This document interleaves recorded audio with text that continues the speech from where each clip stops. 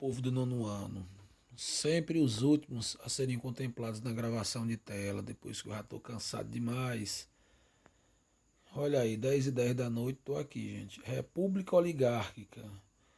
Gente, a palavra república já dei a definição, né? Aquilo que pertence ao povo, aquilo que o povo decide. Oligarquia é o governo de uma só família, ou poucas famílias, né, que governam uma certa região. Inclusive aqui no nosso Brasil isso é muito comum, ainda hoje é muito comum nos interiores do Nordeste, sempre as mesmas famílias que governam o nosso país. Né? Nós temos aqui uma república oligárquica, que ela vai dar início, né, logo após o fim da República da Espada, por Deodoro da Fonseca e Floriano Peixoto.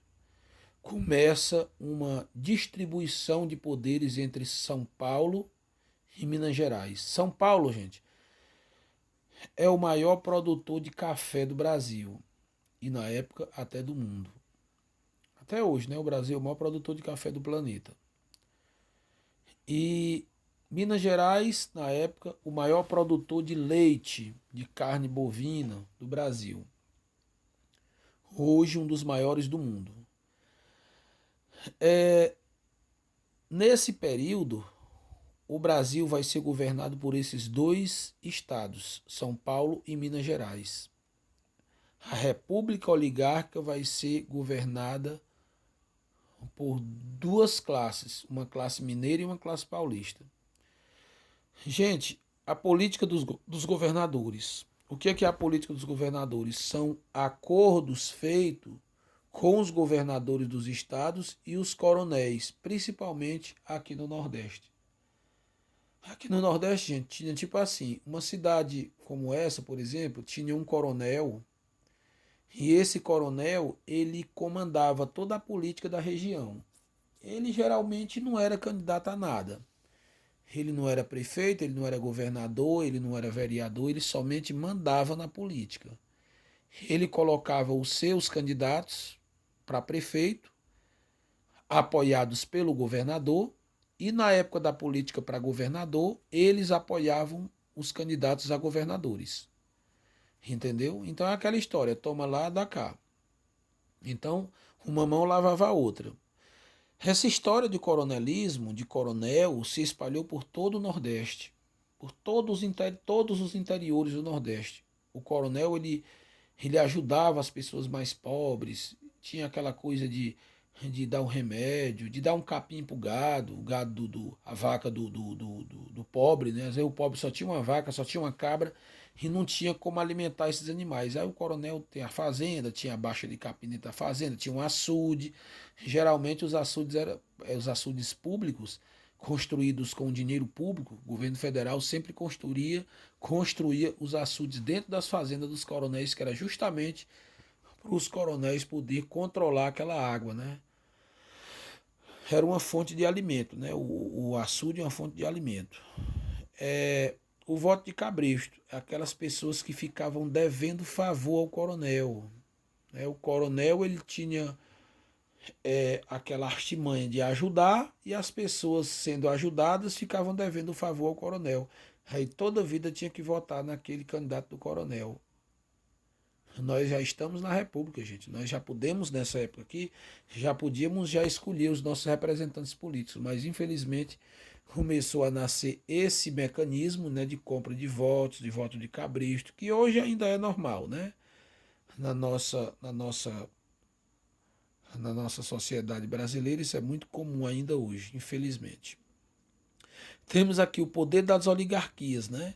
As oligarquias muito poderosas, a oligarquia do café, a oligarquia do leite, né? As famílias do café, as famílias do leite, criaram até uma política, a política do café com leite, que eram, por exemplo, São Paulo e Rio de Janeiro. 4 anos, São Paulo lançava um candidato, passava 4 anos. 4 anos depois, o Mineiro lançava um candidato, passava 4 anos, terminava os 4 anos do Mineiro, o Paulista lançava outro candidato, que passava 4 anos. Quando terminava os 4 anos desse governo de São Paulo, o Mineiro lançava de novo, e assim vice-versa. Sempre um presidente da República Mineiro, 4 anos depois, um presidente da República Paulista. um presidente da República mineiro e um paulista. Sempre assim, essa troca, né? Eles apoiavam um outro e sempre era eles que ganhavam a política, né? A proteção do café. Gente, o café era a maior força da economia brasileira do café, certo? Então, o café era que alimentava a economia brasileira. Então, tinha que ser protegido. O café tinha que ser protegido. A gente fala muito que naquela época, Getúlio Vargas, quando ganhou a eleição, ele comprava o café, o excesso do café, porque assim, gente, era muito café produzido no Brasil. Muito café. Chegou ao ponto de produzir tanto café de não ter ninguém para comprar o café. De não ter pessoas suficientes para comprar a quantidade de produção que era produzida no Brasil. Então o governo fez um acordo com o pessoal assim, ó, vocês vão produzindo aí, vocês vendem o que sobrar eu compro todinho. Aí o governo comprava o café e jogava dentro do mar, ou então queimava. Gente, o nosso país ele tem uma história podre, viu? Podre, porque pegar o dinheiro público e comprar milhões e milhões de sacas de café e jogar dentro do mar e queimar, enquanto tinha muitas pessoas da periferia que nunca provaram um gole de café. E o governo pegava aquele dinheiro que era dos impostos da população e comprava o café dos ricos, para os ricos não ter prejuízo, e jogava dentro do mar. Mas isso foi de Getúlio Vargas para frente? Não, isso aí foi antes. Getúlio Vargas talvez fosse menino quando inventaram isso aí. Os políticos grandes de São Paulo e de Minas Gerais entraram em acordo e fizeram isso aí. Primeiro eles fizeram ali o convênio de Taubaté, né? E foi tipo fazendo com que os fazendeiros entrassem em consenso para produzir só o tanto de café que ele já estava produzindo. Quem tem, por exemplo, 1 hectare de café, não produzir mais do que 1 hectare. Sempre manter aquele mesmo hectare, que era para não extrapolar, que não adianta tá, os homens teimaram, né? Teimaram e quem tinha 1 hectare passou a produzir dois, quem tinha dois passou a produzir três.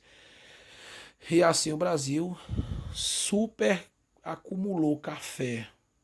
Super acumulou, né?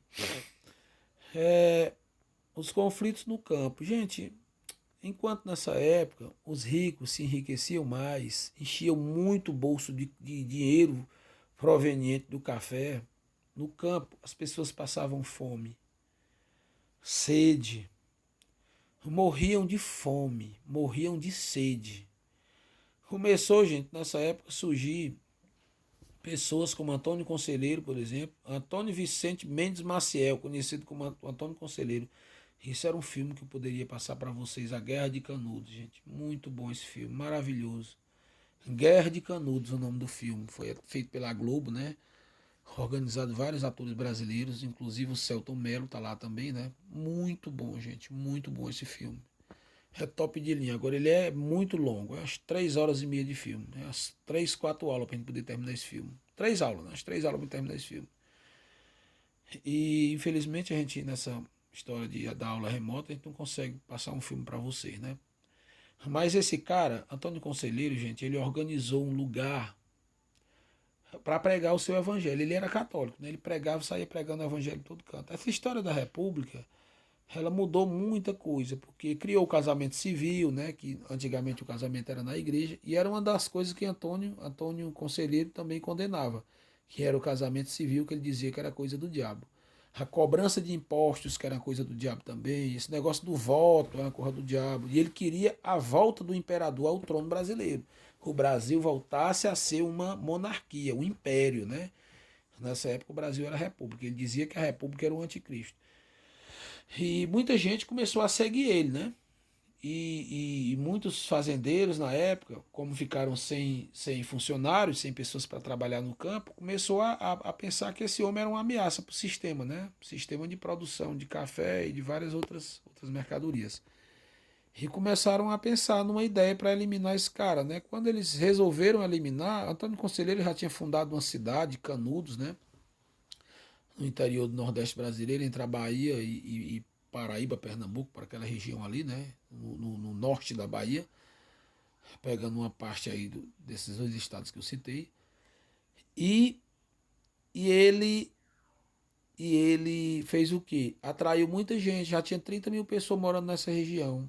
Aí o governo, como notou que isso era uma ameaça, mandou foram 4 etapas, né? 4 vezes que o exército atacou. A primeira vez, a segunda, a terceira, a quarta vez. Na quarta vez eliminou todo mundo, matou todo mundo. Exterminou mesmo, na bala de canhão mesmo. E eles morreram, né? A ideia deles lá, gente, de Canudos, era alimentar o povo, mano. Era fazer com que o povo pobre, que não tinha o que comer, tivesse um pedacinho de terra para plantar uma batata doce, plantar uma macaxeira, plantar um milho, um feijão, fazer uma casinha de taipe, armar uma redinha, dormir um sono, um potezinho cheio d'água. Só isso que ele queria. Queria nada mais do que isso. Ele só queria ver o povo alimentado, de barriga cheia, deitadinho numa redinha, numa casinha de taipe. Que era isso que tinha. Lá não tinha casa de tijolo. A única casa que tinha de tijolo era a igreja. A igreja católica ele e o povo lá construíram, né, a igreja. Inclusive, um dos motivos do ataque, né, foi a compra da telha. E a igreja ficou sem telha durante muito tempo. E a compra dessa telha, no decorrer do filme, teria explicação sobre essa questão da telha, mas aqui ficou uma história muito longa para me contar.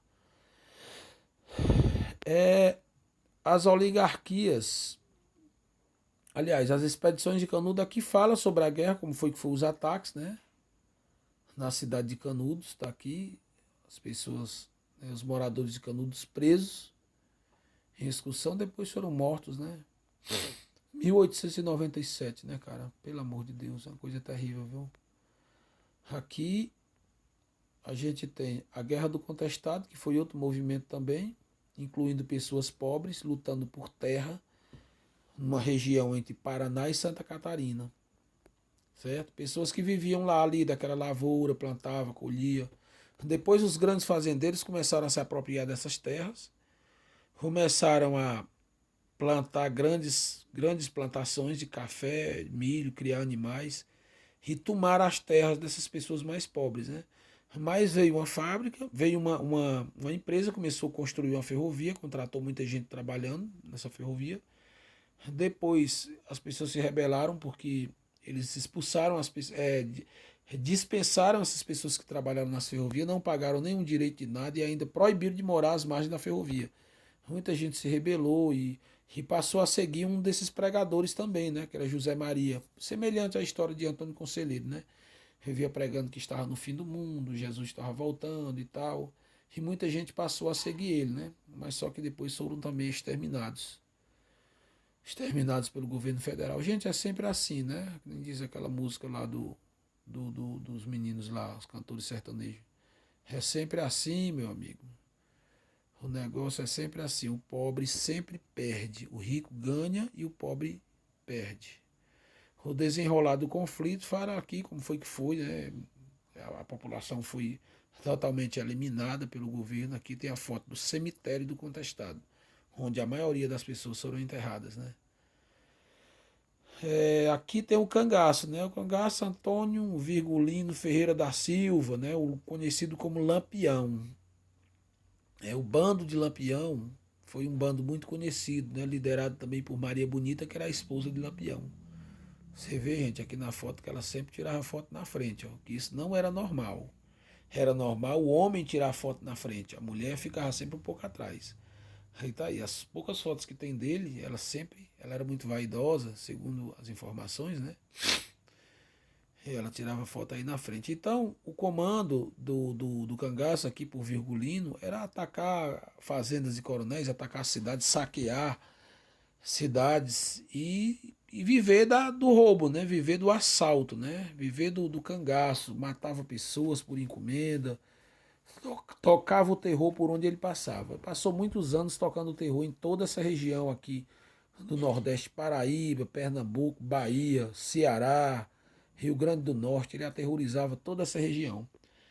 E depois foi capturado pelo governo federal e degolado, né? Cortado a cabeça e aí todo o seu bando teve esse mesmo destino. Então vamos agora para a atividade, né, gente? Fazer a atividade concluindo esse primeiro capítulo. Próxima aula a gente vai começar o segundo capítulo. Certo? Copiar e responder a tarefinha, né, gente? Valeu.